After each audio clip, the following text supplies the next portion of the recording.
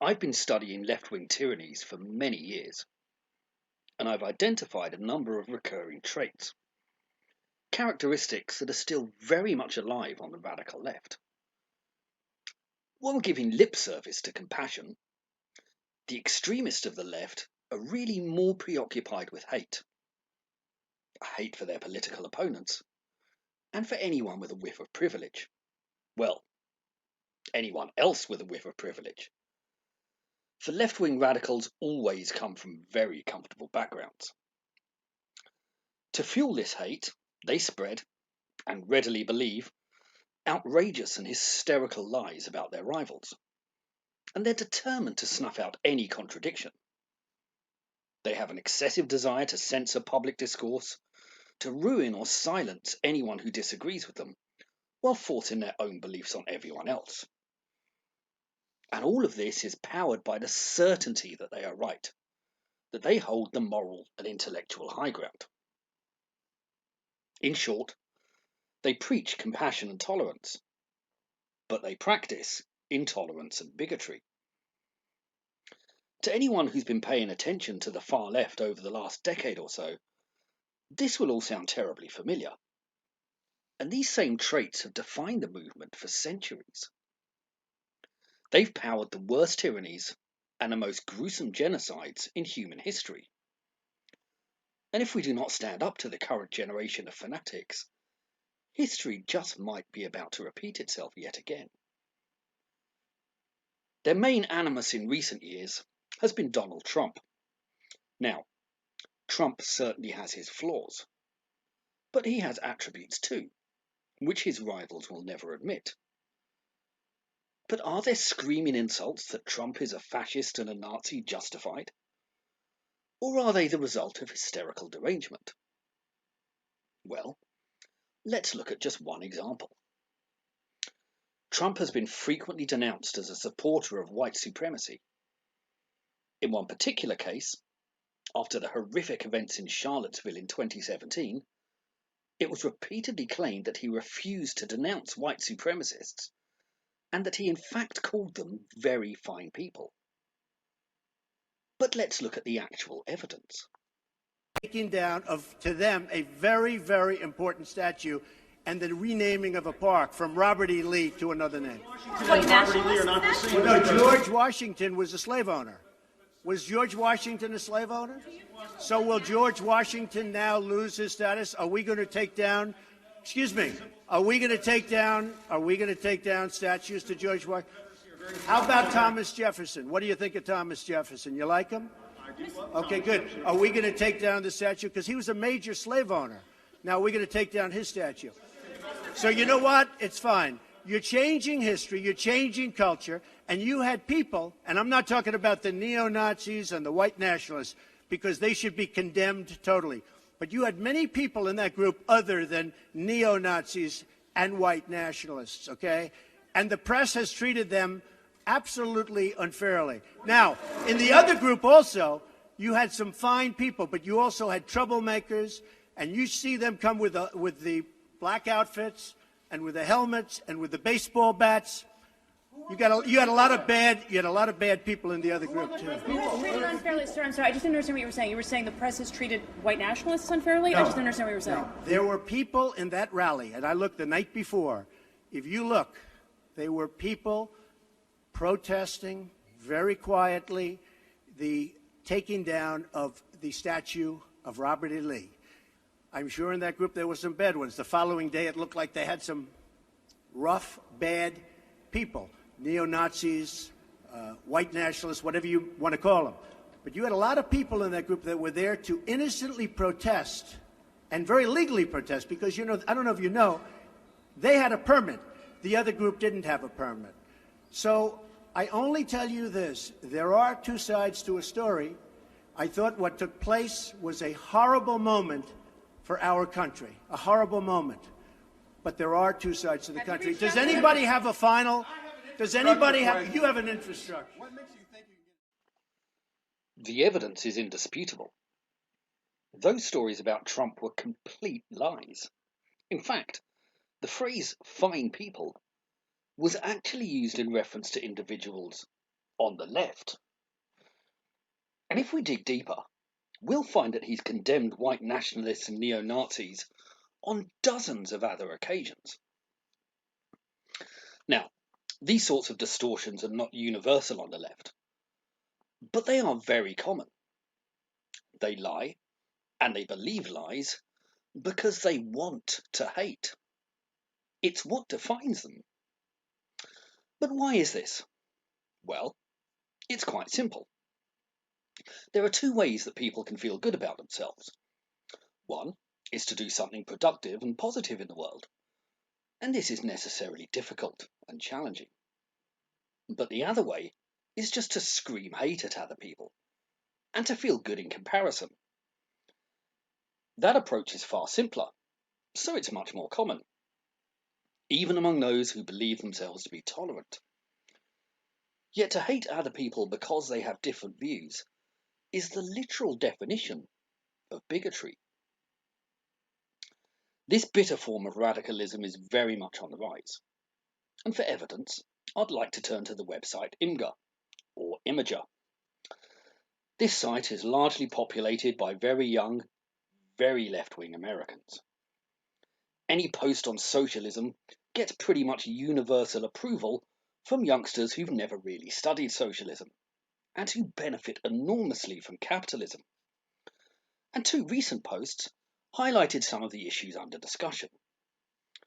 The first was a slightly jokey thread, but was illustrative nonetheless. Mohammed Safar bragged how, "I blocked Fox News with parental controls at my parents' house, and now my mom keeps calling, asking why they can't watch their news program, and I truly believe this is how we can save our country." The user who posted this clip enthused on how it was a great idea, and the post promptly got close to 6,000 likes. One Imgurian sneered that if they can't figure it out, they shouldn't be watching Fox. Sentiments which were broadly shared by other users, one of whom suggested, "As a tech support technician of 13 years, IQ test to own a smartphone as well." Indeed, how dare people not be as informed as he is on his job? Others suggested that people who watch Fox News should be barred from voting, or that they should only be allowed to watch CNN. And these gushing endorsements just kept coming. These, it should be remembered, are mostly children, and they genuinely believe that they should have the right to choose what their parents should be allowed to watch. This is the world turned upside down. And some people claim that this generation is largely arrogant and entitled. The truly terrifying thing is that, in years to come, these mini despots will be in charge of our institutions. What sort of Stalinist 1984 style dystopia awaits when such tyrannical, narrow-minded and conceited youth have power in their hands? It's a truly terrifying prospect. And they also seemed oblivious to the suggestion that left-wing propaganda even exists. One even recommended checking out the Young Turks, progressive views that gives the facts. It's great. That might be the most terrifying view of all.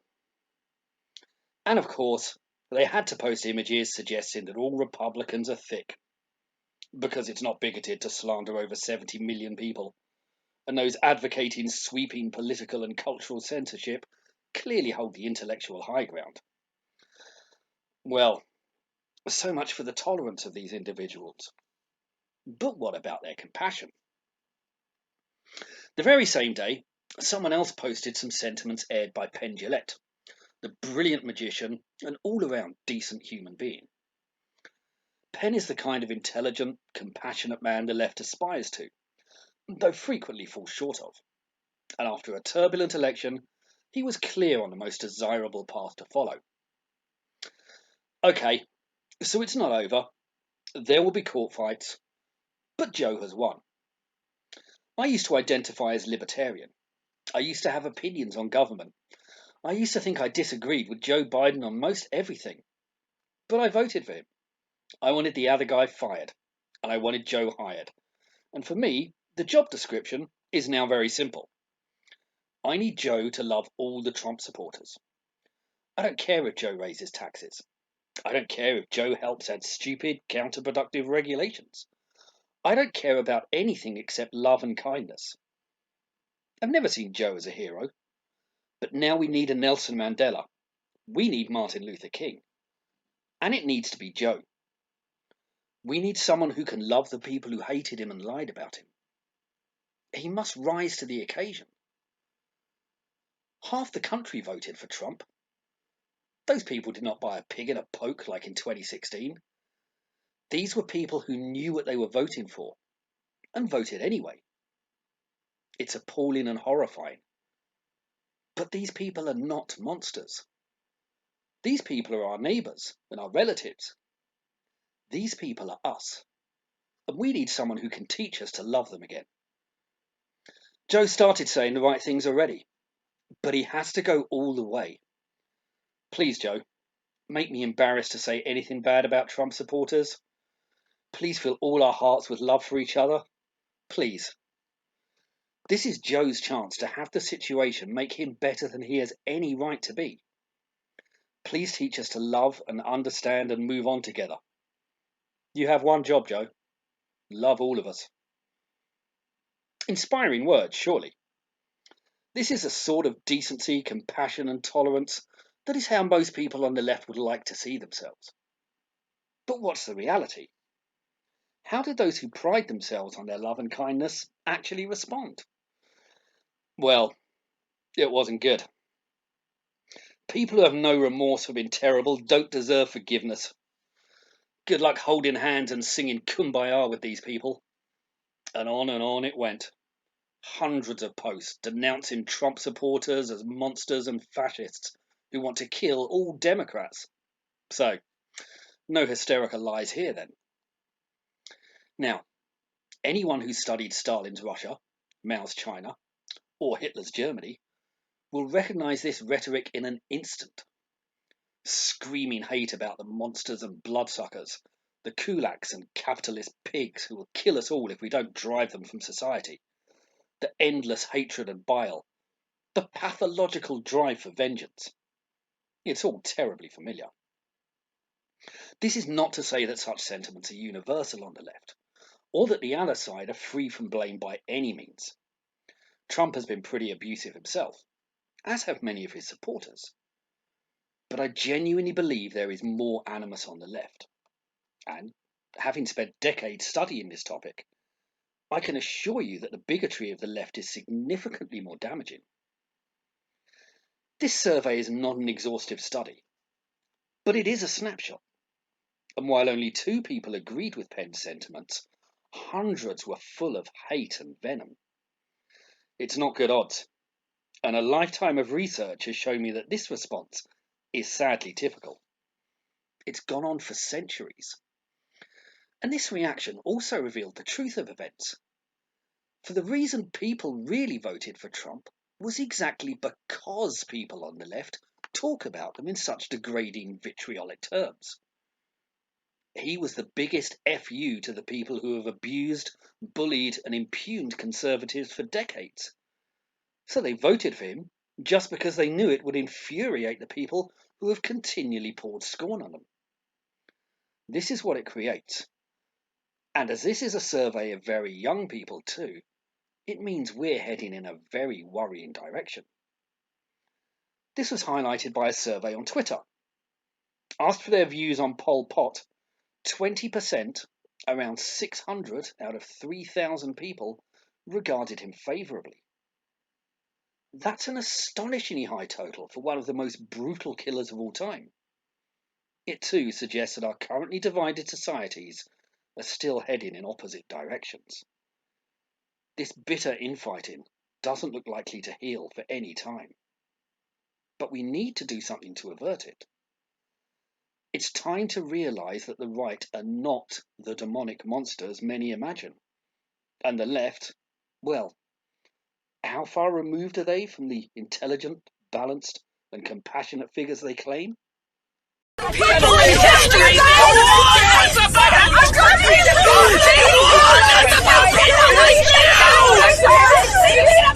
Pay attention!